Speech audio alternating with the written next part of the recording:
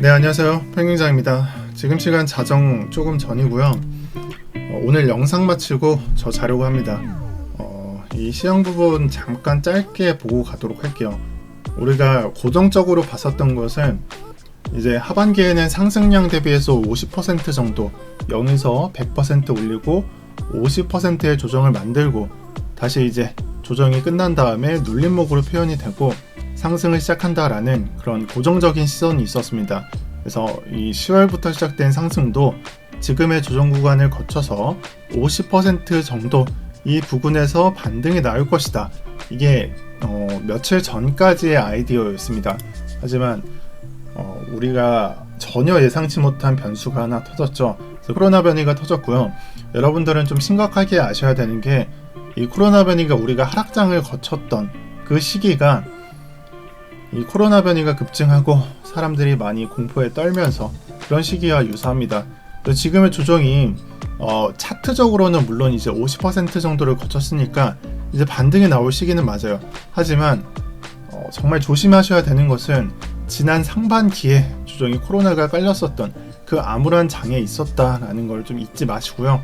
그럼에도 불구하고 저는 지금은 비트코인이 좀 나와야 하는 조정은 거의 다 나왔다. 일봉상 RSI 패턴을 본다면 거의 바닥을 안 거치는 조정을 보여주면서 강세를 유지했었으니까 보시면은 하락장이 나오기 전까지는 바닥을 안 거치는 조정이 나오죠.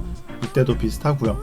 그래서 이 부분은 비슷하게 보셔도 좋습니다. 코로나 변수가 있기 때문에 우리가 조정을 조금만 더 생각을 해본다면 자, 지금은 50%를 가정을 했고 여기가 마지노선이라고 가정을 했죠. 근데 여기서 더 무너진다라고 가정을 해본다면 62%의 조정도 발생을 할 수가 있고 만약에 비트가 62% 아래로 내려간다면 이거는 조정으로 부르는 게 아닌 하락으로 부르는 게 맞습니다.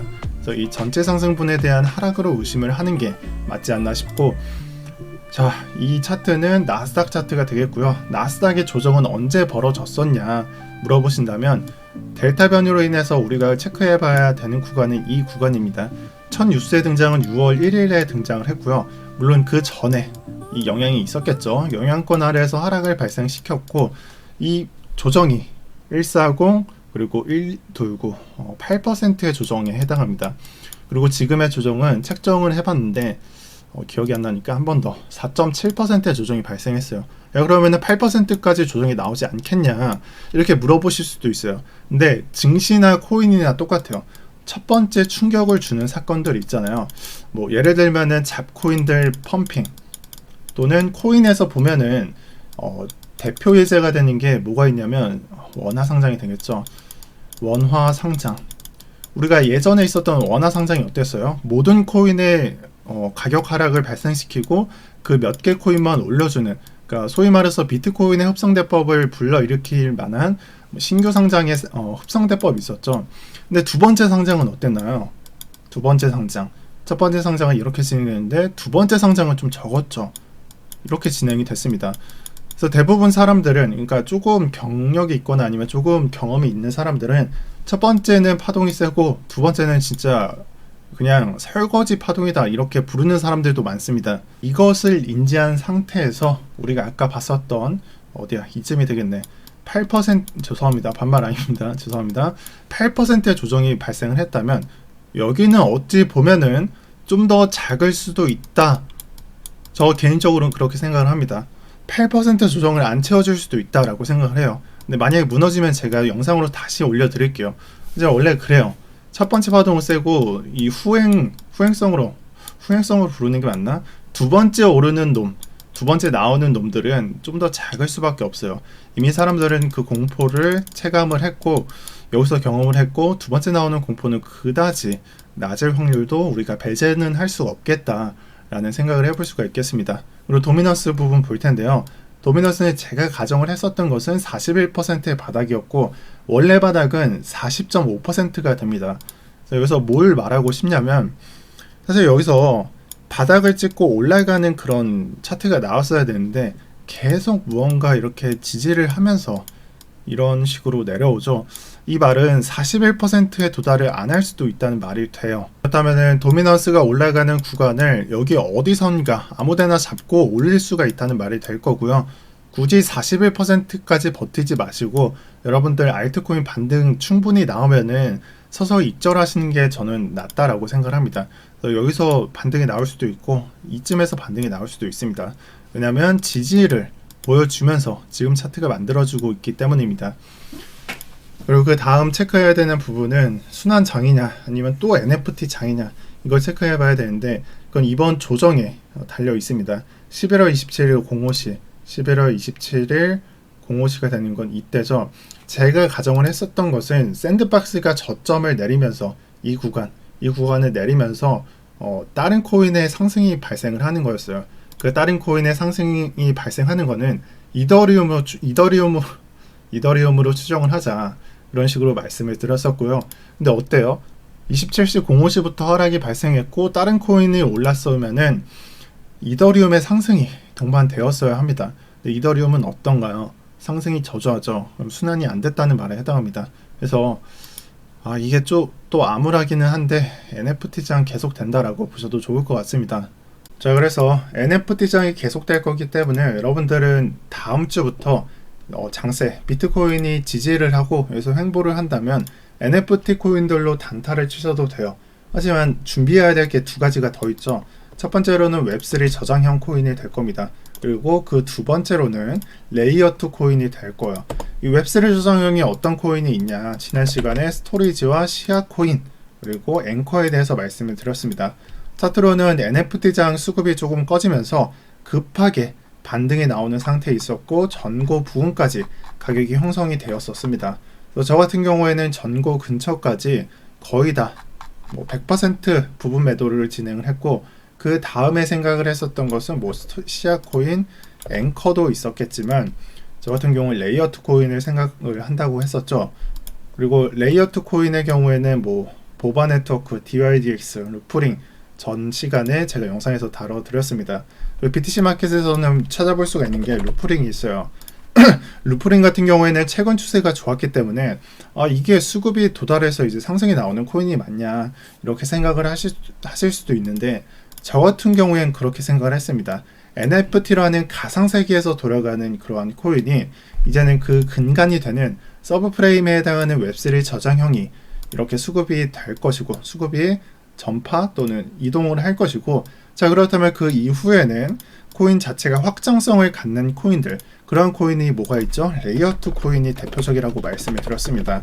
레이어2 코인이 그 근간이 확장성이 될 수밖에 없기 때문에 저는 레이어2 코인으로 지정을 했고 그러한 코인으로는 BTC 마켓의 루프링이라는 코인이 있습니다.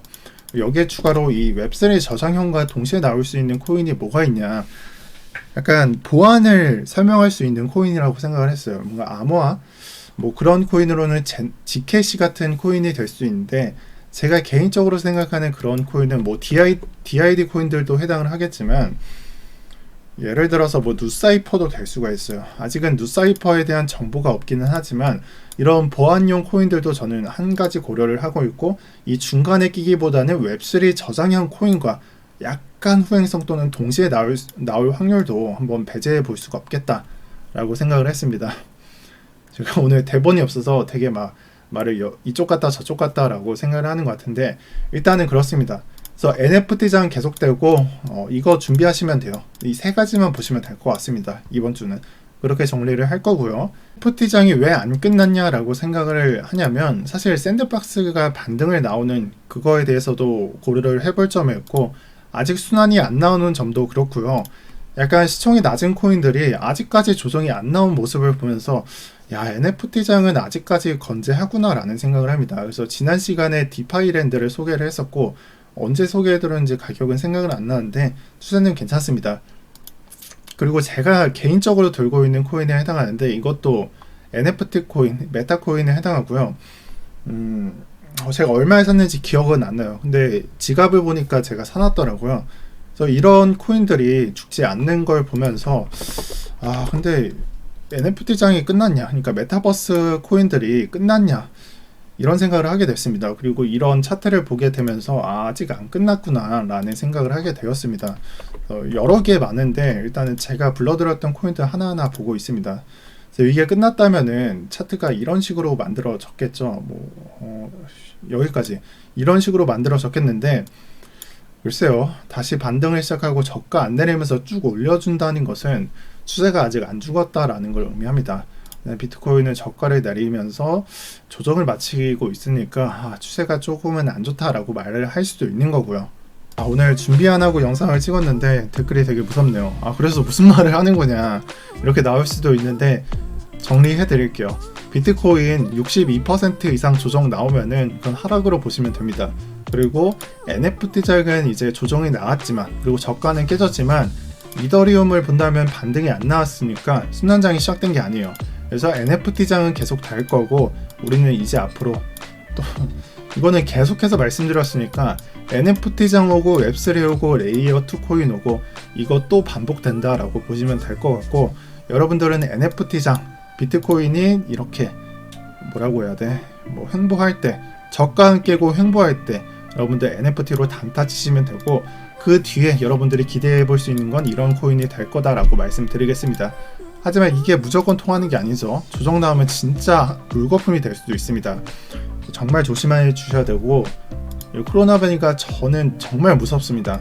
왜냐면 저는 영상을 시작한 게 이때가 아니고 제가 이때부터 시작을 했던 것 같은데, 이 장을 여러분들과 함께 했으니까 어떤 느낌이 드시는지 많은 분들은 좀 공감을 하실 거예요. 그래서 살아서 만났으면 좋겠습니다. 다음 주도 영상 매일같이 촬영을 할 거고, 만약에 틀린 점 있으면 제가 보강을 해서 영상 올려드리겠습니다. 미처 준비도 못하고 편집도 없어서 미안합니다. 추가로 여러분들 포트폴리오가 망가졌다거나 이제는 손쓸 도리가 없다고 생각하시는 분들, 고정 댓글 참고하셔서 제발 상담 좀 받아 가시고요. 준메이저나 그런 거 들고 있으신 분들은 좀 받아가시는 게 낫지 않나 생각을 합니다. 제발 받아가시는 게 좋다라고 생각을 하고 오늘 영상 마치겠습니다.